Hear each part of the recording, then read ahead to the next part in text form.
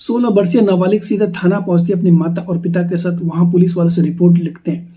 Police वाला पहले तो उसे समझाता, बेटा पहले शांत हो जाओ, बैठी, और उसके बाद हमें पूरा वाक्य बताओ। जब पुलिस वालों को जो नाबालिग लड़की थी वो वाक्य पूरा बताती है, यानी जो उसके साथ बीती हुई घटना थी, वो जब पुलिस वालों को बताती है तो पुलिस की आंखों में भी आंसू आ जाते हैं। पुलिस वाले भी मजबूर हो जाते हैं सोचने में, ऐसा कोई अपना जो बड़ा भाई है वो अपनी छोटी बहन के साथ कैसे ऐसा कर सकता है। वाकई में उनके नीचे जमीन खिसक जाती है, वो भी रोने में मजबूर हो जाते हैं। और जब ये कहानी मैंने भी सुनी और जब रिसर्च कर रहा था तो वाकई में मुझे भी रोना आ गया और मुझे भी यहाँ पर समझ नहीं आ रहा था कि कैसा एक भाई इस तरह गंदा काम कर सकता है। वाकई में हैरान और परेशान करने वाली कहानी दोस्तों वैसे तो मैं बहुत कहानियां सुना चुका हूँ, मेरे चैनल पर आप देखोगे, लेकिन जो आज की कहानी मैं आपको सुना रहा हूँ वाकई में दर्दनाक कहानी है। एक ऐसी कहानी है, हिंदुस्तान में भाई और बहन का जो सबसे बड़ा रिश्ता होता है, उस भाई ने इस बहन के साथ दुष्कर्म करके उस रिश्ते को ही तार तार कर दिया। वाकई में कुछ हैवान ऐसे होते हैं जो अपने खून को यानी अपनी बहन को इस तरह गंदी नजर से देखते हैं और उसके बाद ऐसे वारदात को अंजाम देते हैं। और कैसा एक भाई अपनी बहन के साथ ऐसा दुष्कर्म कर सकता है, उसके बाद उसके साथ रेप करके और उसे प्रेग्नेंट कर देता है। वाकई में हैरान और परेशान वाली कहानी थी।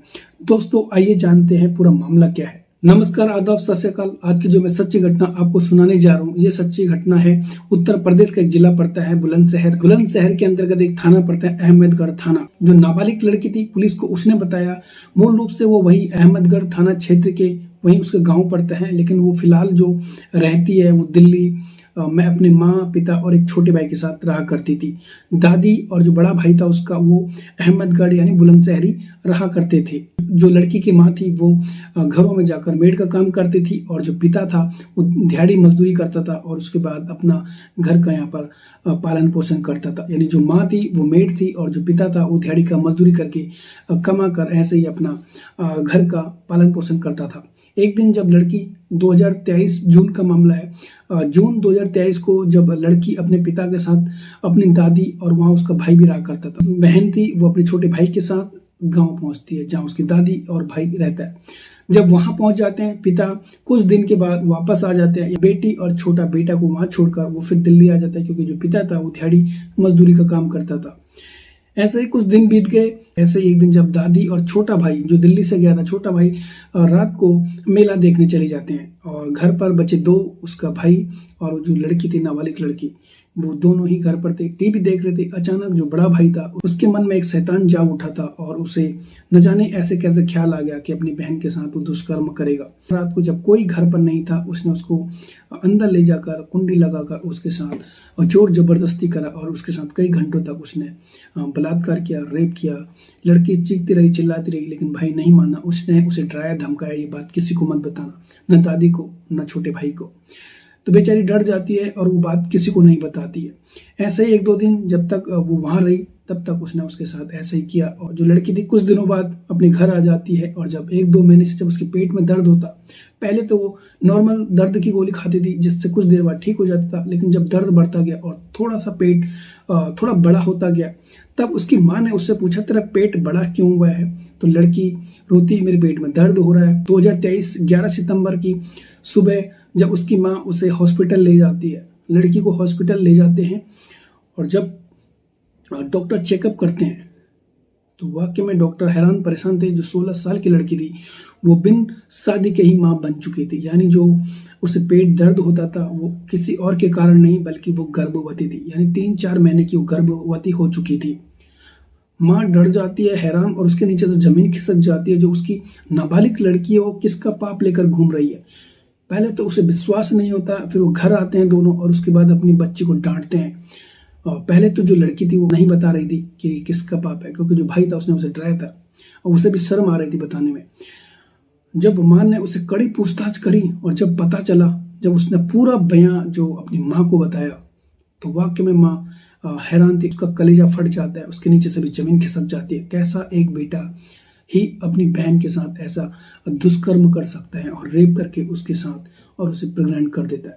जब उसने अपनी माँ को ये सारी कहानी बताई कि जब मैं दादी के घर गई और जब एक दिन जब दादी और जो छोटा भाई था वो मेले में चले गए, तो रात में भाई ने मेरे साथ जबरदस्ती की और अंदर रूम में ले जाकर मुझे अंदर से कुंडी लगाई। उसके बाद मुझे नग्न करके और मेरे साथ जोर जबरदस्ती करा, कई घंटों तक करा और 1-2-3-4 दिन तक ऐसे ही करता रहा। जो माँ थी उसके आंखों में भी आंसू आ जाते हैं, वो रोती रहती है कि कैसा एक बेटा ऐसा कर सकता है। जब पिता ने ये कहानी पूरी सुनी, जो उसका बेटा था, उसका जो बड़ा बेटा था, उसने ये अपनी बहन के साथ दुष्कर्म करके उसको प्रेग्नेंट कर दिया था और सोचने में मजबूर हो जाता है कि कैसा एक बड़ा भाई अपनी बहन के साथ इस तरह गिर सकता है। वाकई में एक दंडनीय अपराध था जो भाई ने अपनी बहन के साथ कर दिया था। लड़की थी, वो अपनी माँ और पिता को लेकर सीधा थाने पहुंचती है, अहमदगढ़ थाने। वहां रिपोर्ट लिखाती है अपने भाई के खिलाफ और जब पुलिस को ये बताती कि उसके भाई ने ही उसको रेप करके प्रेग्नेंट कर दिया, वाकई में पुलिस के नीचे से जमीन खिसक जाती है।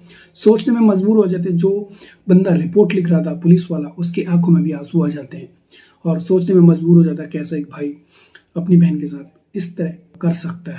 वाकई में ये चौंकाने वाला मामला था जो उत्तर प्रदेश का था। वैसे तो भाई और बहन को सबसे बड़ा रिश्ता कहा जाता है, लेकिन इस भाई ने ऐसा घिनौना अपराध कर दिया वाकई में जो दंडनीय थी और लोगों को सोचने में मजबूर कर दिया कि कैसा एक भाई अपनी बहन के साथ इस तरह गिर सकता है और उसे प्रेग्नेंट कर सकता है। दोस्तों, जब मैंने ये रिसर्च करा, जब मैंने ये पढ़ा, तो मैंने ये समझा कि ये बात है आप तक पहुंच जानी चाहिए, क्योंकि ऐसे अपराध जो होते हैं, अक्सर जो बच्चे होते हैं उन पर ध्यान दीजिए। जो भी माता पिता है उन्हें अच्छी शिक्षा दीजिए और हो सके तो उनको फ़ोन अभी ना दें, क्योंकि आजकल जो दौर चल रहा है वो बहुत गंदा है। बच्चे बहुत गंदी चीज़ें जल्दी सीखते हैं, जो अच्छी चीज़ होते हैं उन्हें नहीं सीख पाते।